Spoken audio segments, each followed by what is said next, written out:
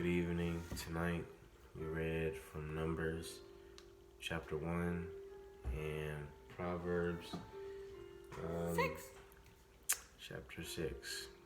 And a very iconic chapter, very memorable one too. Some good scriptures. You want to start off? Well, in Numbers is a brand new book, and it starts out with Aaron and Moses on the scene, and pretty much they were taking a census, a total of young men who were the age of 20 and older, and they went through all the tribes and they appointed young men to do the counting for each family and group. And something that really spoke to me, and I thought about this, if you were to be called to duty or drafted, like tomorrow or next week, I pictured myself like Lord, what would I want to do or wrap up so that I would have total peace in dispatching him? And of course, you'll always be in my heart, but I would always want to have that in my mind, so that I would know that I've done absolutely everything I can do. And we always will have something that we could have done better or could have done this and that, but it's always about preparing our youth. Even when he was a baby, I would picture him 10 years from now, 10 years from then, when he was a toddler, when he was 13 years old.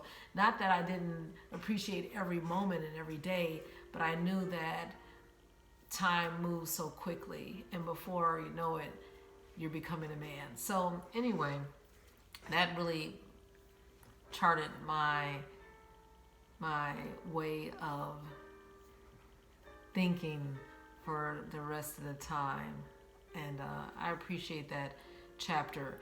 So they took a census in the beginning of the book, and we knew that the Israelites were moving toward Canaan and they were afraid.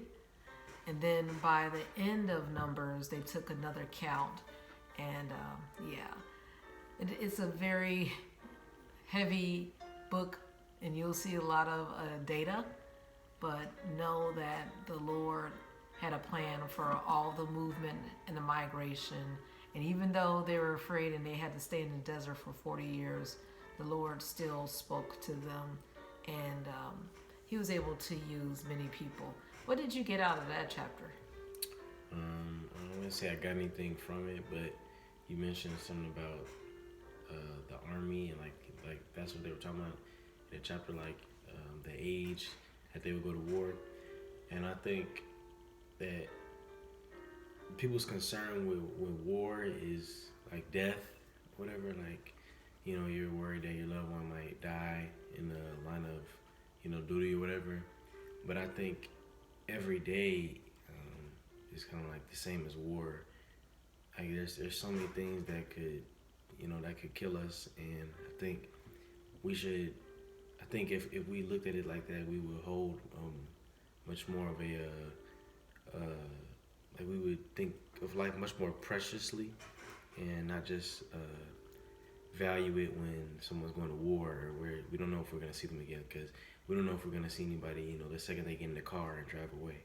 That's right. So I think you should think about it that way every time, not just war. That's good. That's good. Not only war, and that reminds me of Psalms chapter 90, verse 12. Lord, teach us to number our days and apply our heart to wisdom.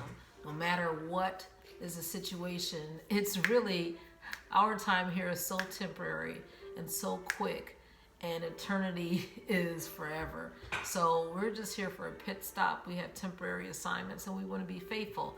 And that brings me to Proverbs, the 6th chapter, and we have gone over this so many times, and the 6th verse still speaks to me.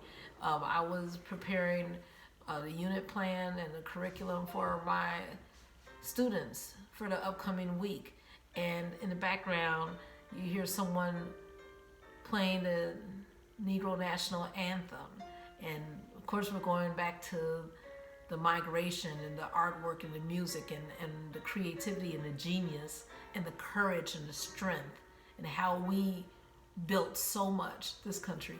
And in Proverbs 6:6, go to the ant, thou sluggard. We can't be lazy. That's not even within us. It says that they had no guide, no overseer, no ruler. So we don't need someone looking over us. We don't need a slave master. It's within us, excellence. So let's do great things. Did you get anything from Proverbs 6? No, you could look back the other months, the 6th of other months. I got a lot of good things to say back then. Things that the Lord hate, but we want to please him in all things. All right. Have a good evening, pleasing the Lord.